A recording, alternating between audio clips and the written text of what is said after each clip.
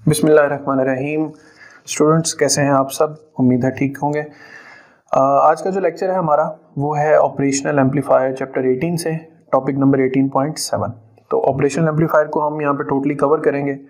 सबसे पहले तो एक चीज़ के ऑपरेशनल एम्पलीफायर एक कॉम्प्लेक्स इंटीग्रेटेड सर्किट है, यानी हम इसके अगर हम बेसिक अंडरस्टैंड करें, बेसिक नॉलेज जो है वो ये कि एक छोटी सी चिप है, चिप विद एटलीस्ट 8 जो है वो टर्मिनल्स है इसके।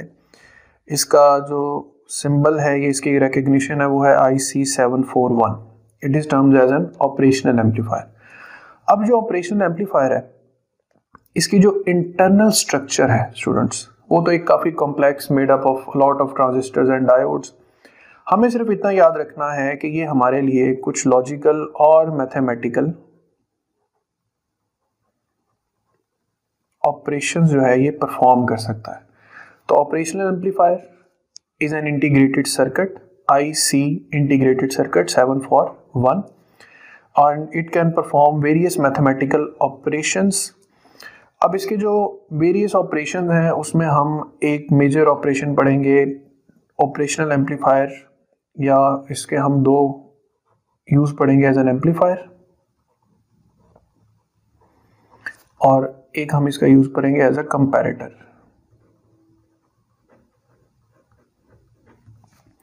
तो एम्पलीफायर में हम पढ़ेंगे as op amp, as inverting amplifier, और यहां हम पढ़ेंगे ऑपरेशनल एम्पलीफायर की शॉर्ट फॉर्म है op amp as non inverting amplifier. We will prove that for an inverting gain is minus R2 by R1, or for a non-inverting we will prove that gain is equal to 1 plus R2 by R1। Comparator का काम होता है to compare two signals, ठीक है, और वो जो signals को कंपेयर करना है उसमें हम यूज करेंगे comparator as a night switch.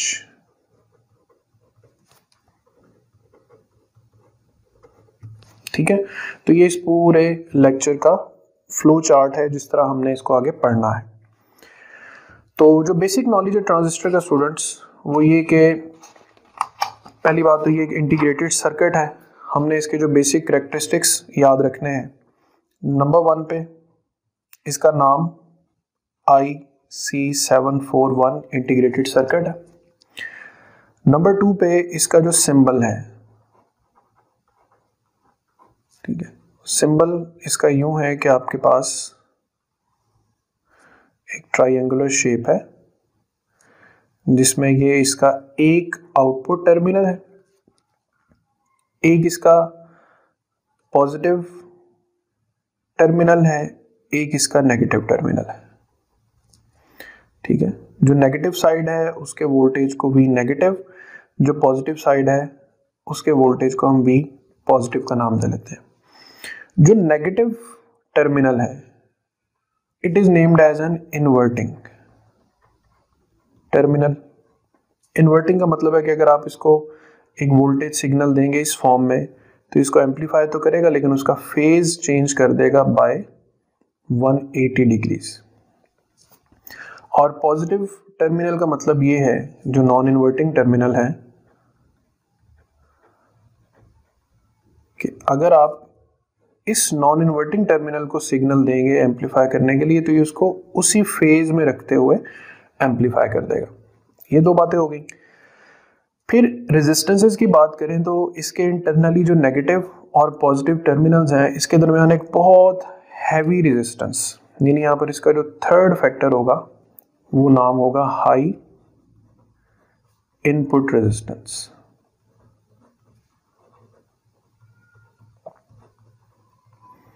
so that no current can flow from positive to negative।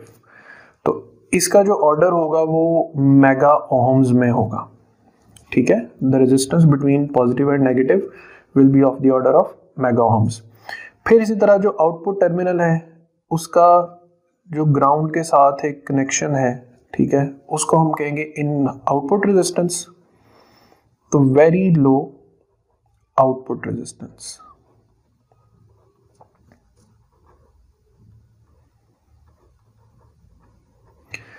Very low output resistance और वो होगी of the order of few ohms. तो आउटपुट रेजिस्टेंस इतनी कम क्यों रखनी है? ताकि जो सिग्नल है वो इनपुट से मैक्सिमम अमाउंट में ट्रांसफर हो सके, कहां तक? आउटपुट तक। तो दो characteristics, high input resistance and very low output resistance. फिर इसका जो पांचवा फैक्ट है वो है गेन। दो तरह के गेन्स आप पढ़ेंगे इसमें, एक है ओपन लूप गेन और एक है क्लोज लूप गेन।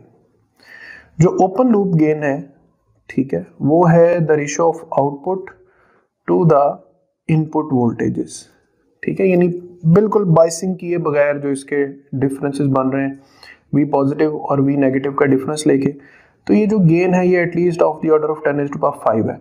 अब ये 10⁵ का मतलब ये है कि किसी भी सिग्नल को इतने टाइम्स जो है वो एम्पलीफाई करने की एबिलिटी रखता है। और क्लोज लूप गेन्स वो हैं जो भी मैंने आपको इन्वर्टिंग नॉन इन्वर्टिंग में बताए, जो हम आगे प्रूव भी करेंगे, R2/R1, या फिर जो नॉन इन्वर्टिंग का गेन होगा 1+R2/R1। इनके साथ साथ दो बातें और याद रखनी है कि ऑपरेशनल एम्पलीफायर को एक्टिवेट करने के लिए दो टर्मिनल्स इसके बॉडी एजेस पर बने होंगे। यहाँ पर अप्लाई करना है +VCC और यहाँ पे अप्लाई करना है -VCC। ये बाइसिंग वोल्टेजेस हैं जिनकी वजह से यूँ समझ लें कि क्या होगा, ये ऑपरेशनल एम्पलीफायर एक्टिवेट होगा। तो ये आपके पास चंद करेक्टरिस्टिक्स हैं जो आपने इसके याद रखने हैं। अब इससे ऑनवर्ड जो हम चलेंगे वो हम पढ़ेंगे operational amplifiers as non inverting and inverting amplifiers. जी तो स्टूडेंट्स, अब हम पढ़ेंगे operational amplifiers as inverting amplifier and as non inverting amplifier. मैं दोनों को कंपैरेटिवली सॉल्व कर दूंगा ताकि आपको दोनों एक ही साथ समझ आ रहे हैं। तो सबसे पहले आपने बना लिया ऑपरेशनल एम्पलीफायर, ठीक है, इसको आपने ये +VCC और -VCC देकर एक्टिवेट कर लेना दोनों साइड्स पे, +VCC और -VCC, ठीक है। फिर जब इसको आपने यूज करना है एज एन इन्वर्टिंग एम्पलीफायर, तो आपने इसके नेगेटिव टर्मिनल के साथ कनेक्ट करनी है इनपुट वोल्टेज। जब आपने इसे यूज करना है एज नॉन इन्वर्टिंग एम्पलीफायर, तब आपने कनेक्ट करना है इसके पॉजिटिव टर्मिनल के साथ इनपुट वोल्टेज। नंबर 1, दो रेजिस्टर्स, R1 जो इनपुट रेजिस्टेंस है और R2 जो आउटपुट रेजिस्टेंस है, और इसे फीडबैक रेजिस्टेंस भी कहते हैं। ये वो रेजिस्टेंस है जो इनपुट को कनेक्ट कर रहा है आउटपुट के साथ। तो जब करंट फ्लो करेगा तो करंट R1 में से जो फ्लो करेगा वो होगा I1 और R2 में से जो फ्लो करेगा वो होगा I2।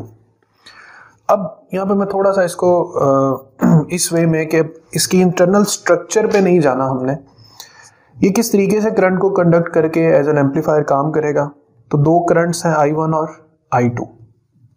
अब देखिए जो पॉजिटिव टर्मिनल है, याद रहे कि ये इंटरनली नेगेटिव से जुड़ा हुआ था, एक वेरी हाई रेजिस्टेंस है। अब पॉजिटिव टर्मिनल ये तो है ग्राउंडेड, यानी पॉजिटिव का वोल्टेज कितना है? 0 वोल्ट। तो पॉजिटिव कनेक्टेड भी है नेगेटिव से, तो नेगेटिव पे भी इस वक्त कितना वोल्ट अपीयर हो रहा है? 0 वोल्ट। तो आपको 3 वोल्टेज स्टूडेंट्स एक लाइन में नजर आ रहे हैं, V इन नंबर 1, नंबर 2 पे 0 वोल्ट और नंबर 3 पे V आउट।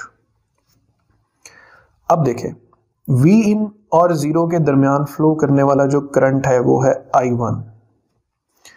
0 वोल्ट और V आउटपुट के दरमियान जो फ्लो करने वाला करंट है वो है I2, ठीक है। इसी तरह V इन और 0 के दरमियान जो रेजिस्टेंस है वो है R1, 0 और V आउटपुट के दरमियान जो रेजिस्टेंस है वो है R2। अब आपने इसको जब सॉल्व करना है तो आपने किरचॉफ करंट रूल अप्लाई करना है कि current flowing towards a point must be equal to current flowing away from that point. अब एक तरतीब से चलना है, I1 इन दोनों को सॉल्व करना। तो I क्या होता है? V/R।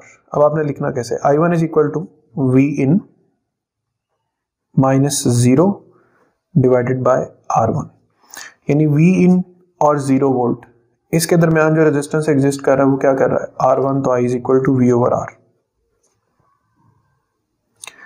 I2, अब I2 करंट जो है वो 0 और V आउटपुट के दरमियान है, तो उसी तरतीब में अब 0 और आउटपुट, तो 0 minus V out divided by R2। Again listen, 3 voltages को आपने सिर्फ जहन में रखना है, इनपुट 0 आउटपुट। ये 0 क्यों हुआ, क्योंकि पॉजिटिव नेगेटिव से कनेक्टेड है और दोनों सेम पोटेंशियल पर है। अब इसको थोड़ा सिंप्लीफाई कर लें, V in over R1 is equal to minus V output over R2। अब आपने क्या करना है कि क्रॉस मल्टीप्लाई कर देना है, R2 को इधर, R1 को इधर, तो आपके पास वी आउट ओवर वी इन ये आ जाएगा माइनस R2 बाय R1। तो ये सिंपली आपके पास गेन आ गया है किस एम्पलीफायर का, इन्वर्टिंग एम्पलीफायर का। सिमिलरली नॉन इन्वर्टिंग पे आएंगे, तो अब देखें नेगेटिव को ग्राउंडेड किया एक तरफ, यानी एक साइड पे जो स्टार्टिंग इनपुट वोल्टेज है वो 0 वोल्ट है नेगेटिव के साथ, जबकि पॉजिटिव को इनपुट वोल्टेज हमने दिया, तो याद रहे पॉजिटिव किसके साथ कनेक्टेड है, नेगेटिव के साथ, तो यही इनपुट अपीयर हो जाएगा इस जगह पर नेगेटिव टर्मिनल के साथ। और थर्ड नंबर पे आपके पास आउटपुट वोल्टेज है। फिर देखें उसी तरह तरतीब से एक करंट I1 है, अब 0 और V इन इनके दरमियान फ्लो करने वाला करंट क्या है, I1 और रेजिस्टर है R1। V इन और V आउट, V इन और V आउट इसके दरमियान फ्लो करने वाला करंट है I2, तो यहां पर करंट फ्लो करेगा I2। तो उसी तरह किरचॉफ करंट रूल कि current flowing towards a point must be equal to current flowing away from that point, I1 is equal to I2। अब I1 लिखना है 0 minus V in over R1, फिर I2 लिखना है V in minus V out divided by R2। अब इसको simplify कर लें, minus V in over R1 is equal to V in over R2 minus V out over R2। इस negative term को इस तरफ लाके पॉजिटिव कर दें, वी आउट ओवर R2, इस नेगेटिव को उस तरफ ले जाके पॉजिटिव कर दें, तो V in over R1 plus V in over R2 ये बन जाएगा। ठीक है, नेक्स्ट स्टेप में ये वी इन को आपने कॉमन ले लेना है, तो यहाँ पे मैं डेरिवेशन कर रहा हूँ कि V out over R2 is equal to V in, common ले लिया, अंदर आपके पास बच गया 1 over R2 plus 1 over R1। अब आपने ये R2 उस तरफ मल्टीप्लाई करना है, तो वी आउट इस वी इन को इधर डिवाइड कर दें, वी आउट ओवर वी इन बन गया। R2 को मल्टीप्लाई करेंगे तो R2 दोनों टर्म्स के साथ मल्टीप्लाई हो जाएगा, R2 bye R2 plus R2 by R1, तो V out over V in comes out to be 1 plus R2 by R1। तो ये स्टूडेंट्स हमारे पास गेन आ गया किस एम्पलीफायर का, नॉन इन्वर्टिंग एम्पलीफायर का। और देखें इसमें कोई नेगेटिव साइन नहीं है, यानी इसमें जैसा सिग्नल इनपुट देंगे वैसा ही हमें आउटपुट पर मिल जाएगा। अब इसी टॉपिक के एंड पे एक एग्जांपल है छोटी सी, उस एग्जांपल की मैं थोड़ी सी इलस्ट्रेशन आपको बता दूं कि वो एक 18.2 एग्जाम्पल है, आई थिंक सो, कि आपके पास एक नॉन इन्वर्टिंग एम्पलीफायर है, ये है उसका आउटपुट, ये नेगेटिव ये पॉजिटिव। ठीक है,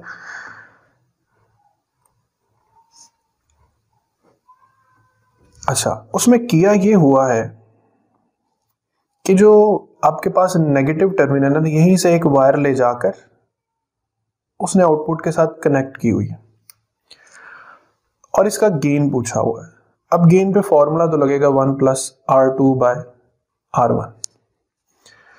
अब इस फॉर्मूला में उसने R2 को 0, ठीक है, और R1 को इन्फिनिटी क्यों लिया? देखें, अगर एक wire as it is output से जोड़ दी है तो याद रखें ये R1 नहीं है, ये R2 है, क्योंकि ये फीडबैक है। अब चूंकि ये सिर्फ और सिर्फ वायर है, इसके दरमियान रेजिस्टेंस का सिंबल नहीं आ रहा, तो इट मींस कि that wire is suppose to be having a zero resistance. Number 2, R1 पे तो कोई कनेक्शन ही नहीं है, यानी R1 कनेक्टेड ही नहीं है।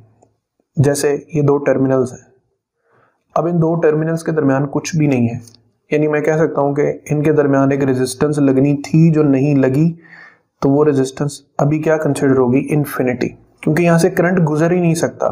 I1 is totally equals to 0। तो जो रेजिस्टेंस लगी ही नहीं हुई यानी R1, वो क्या कंसिडर हो जाएगी, इन्फिनिटी कंसिडर हो जाएगी। तो R2 की वैल्यू क्या आ जाएगी, 0, R1 की वैल्यू इन्फिनिटी, और इस गेन का जो फाइनल आंसर आ जाएगा वो 1 आ जाएगा। और इसी तरह जो आप न्यूमेरिकल्स पे जाएंगे तो वहां पर कुछ कंडीशंस यूं भी हैं कि एक ही जगह पर एक से ज्यादा इनपुट सप्लाई की हुई हैं, तो उसका कोई इतना जो है वो घबराने वाली बात नहीं है। इस रजिस्टर से करंट सपोज कर लें I1, इससे सपोज कर लें I2, तो इससे क्या हो जाएगा I3। ये दोनों इनपुट करंट्स हैं, ये आपके पास आउटपुट करंट है। करना आपने फिर वही है, all the input currents must be equal to all the output currents. तो इस तरीके से आपने ऑपरेशनल एम्पलीफायर को मेमोराइज कर लेना।